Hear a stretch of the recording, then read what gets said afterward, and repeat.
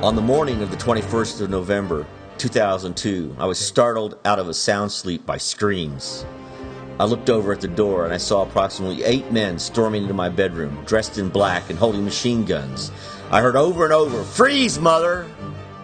I heard someone say as I was being held down, "Where's your gun?" All the machine guns were pointed at me.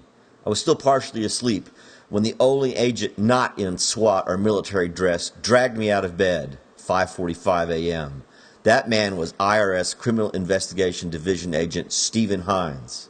Hines, in an effort to cover up for the fact that he should not have been in that raiding party, testified under oath that it was his friend, FBI agent William Long, who had held the gun to my head on that November morning. Later, the book goes on to say that there were 50 armed agents involved in the raid, most of them masked, and half of them carrying automatic weapons. All this to arrest one man?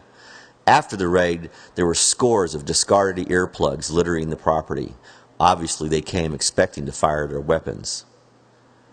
David had no criminal record. In fact, he was quite busy running Waterause, the company he founded in 1991. David expanded the company and built this large factory in Idaho. At the time of his arrest, Waterause was doing $4 million a year in business, and David was busy trying to set up an overseas operation.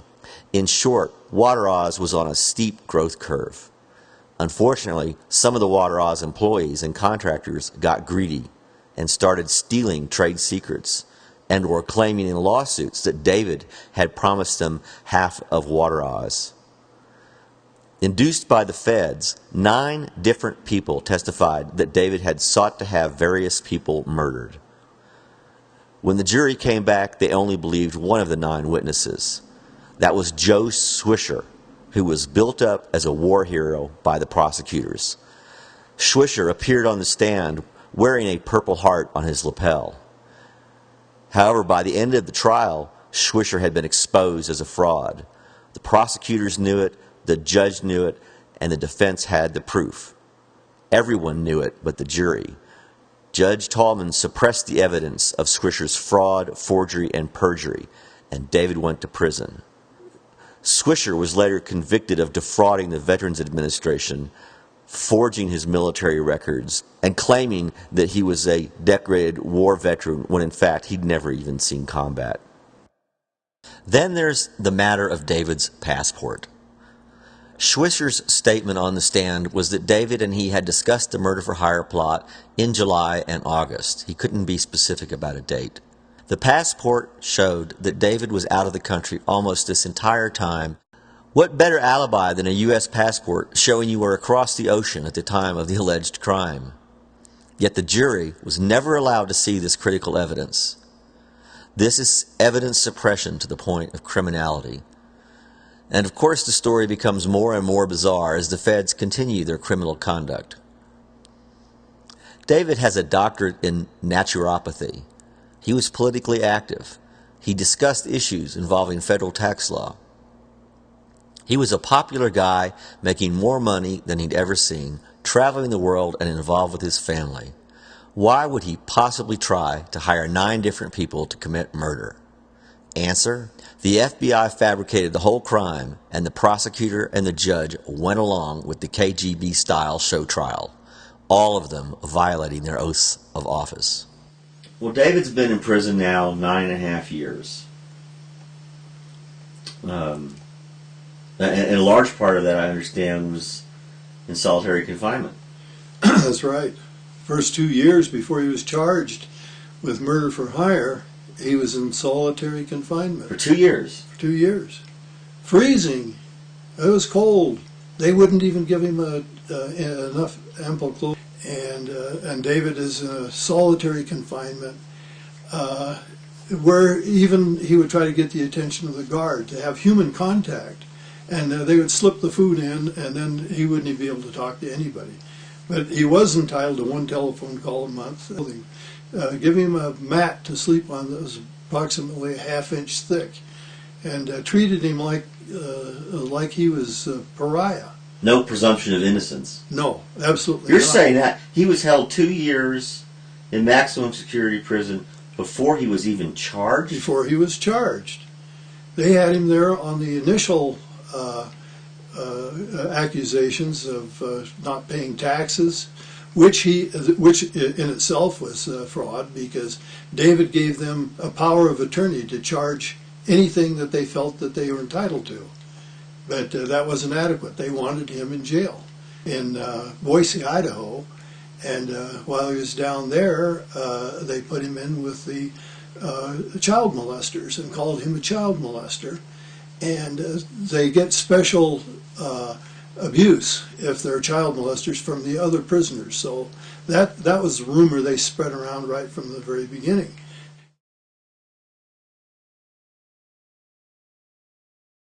You know, if he gets started in it, then he explores it, and then so he got started into minerals when he discovered that vitamins without minerals are totally wasteless or useless. It does no good to take vitamins whatsoever if you don't have minerals. Well, where do these minerals come from? So he's then dealing in trying to find out what minerals are essential for life. And pretty soon he's got a company going. He starts a business, and I'm there, and the money's starting to flow in because people recognize what he's saying. And so he built a factory, 67,000 square foot factory. All the money that came in, he poured it right back into the company again. So people that knew him saw a gold mine in David. And some of them wanted to cash in on David at his expense, steal what they could, and they did. Steal his formulas that he created, and we had all kinds of reverse engineering going on, trying to figure out how in the world can he create a ionic, nano-sized mineral that is absorbed directly into the blood, and nobody has been able to do it except David. But these people that David taught went out and started their own companies using David's formulas, and just flat outright stealing it and then turning around. And these were the very people who testified against David, because they had a pecuniary interest in what David's, his products and what he created. Company is still going today. It went from $0 to $4 million in the 3 or so years.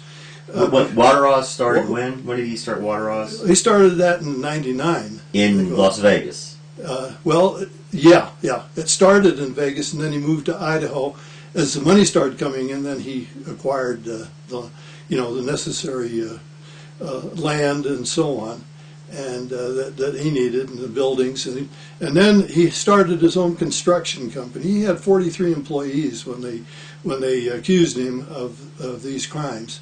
And he was acquitted of all of them except the one that the 3 charges that Joe Swisher, Elvin Joe Swisher, who maintained that he was a war hero.